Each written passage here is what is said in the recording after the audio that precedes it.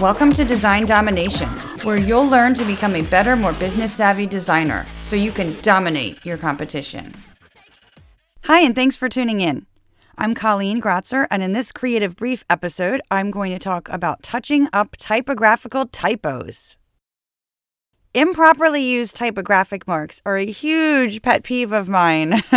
They are everywhere. Designers get them wrong, clients get them wrong, and it's our job to correct them. So that you don't look like an amateur, let's go over some common mistakes because these are not just cosmetic issues. These symbols all have different meanings and uses. Let's start with double spaces. A holdover from the days of the typewriter, double spaces are not needed on the computer.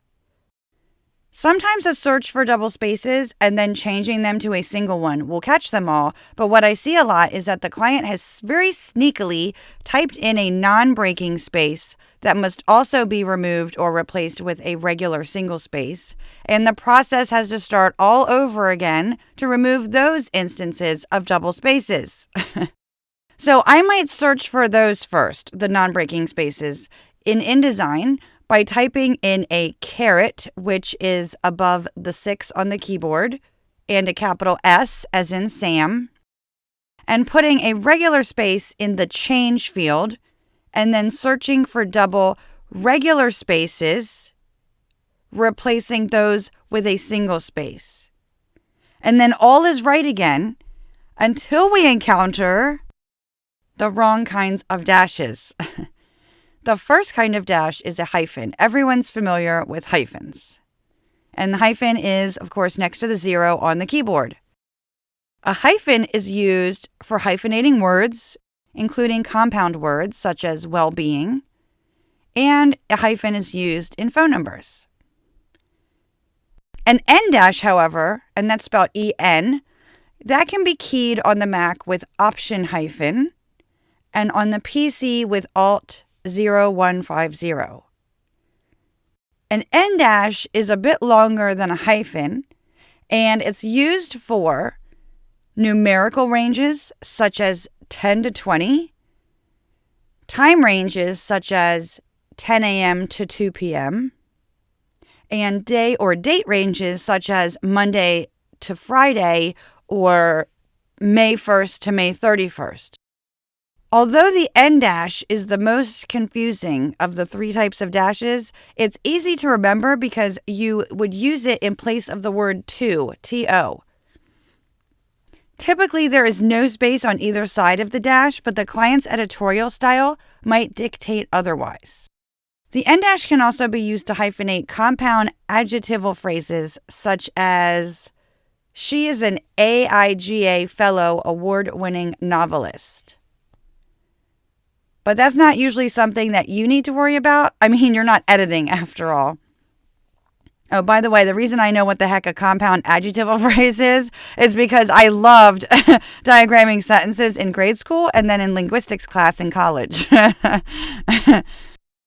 Okay, so the M dash is the next one, E-M. The M dash is the longest of the 3, and that is keyed on the Mac with Shift Option hyphen, and on the PC with Alt 0151.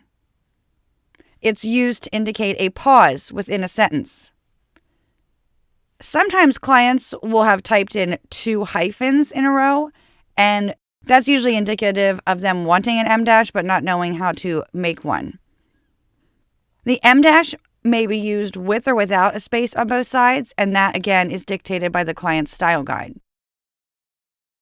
Okay, next we have the ellipsis. An ellipsis is used to omit a word or phrase from a quote.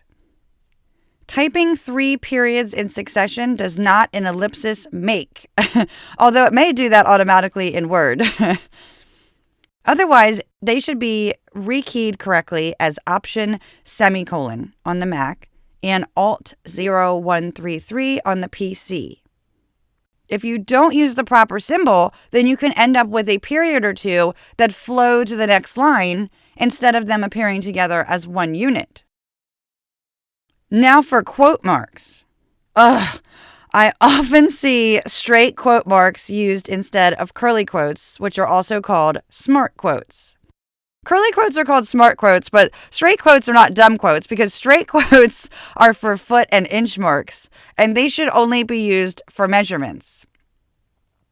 Curly quotes are for apostrophes and denoting dialogue and article titles.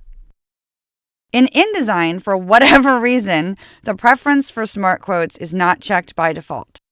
I beg you to go to your preferences panel and then the type preferences and check the box next to use typographer's quotes to avoid future quotation catastrophes.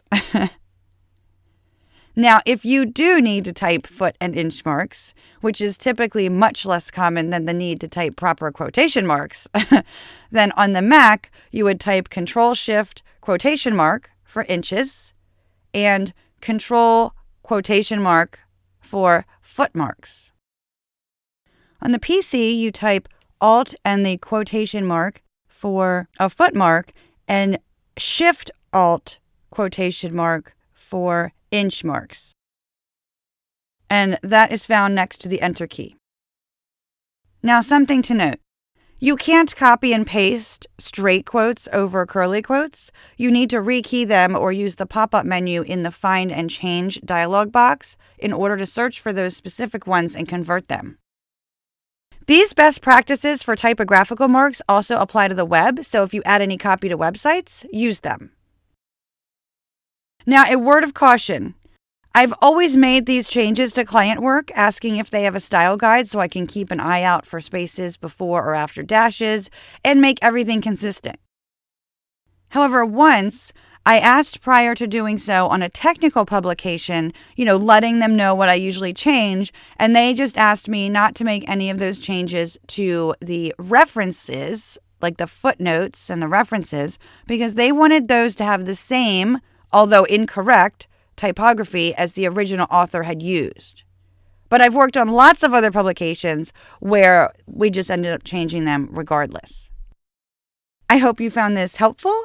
Please be sure to go to the website and download the free guide to help you type these out when you need to.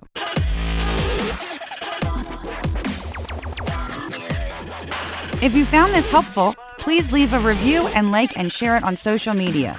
Join the Design Domination community on Facebook and go to creative-boost.com to download free resources and apply for design coaching.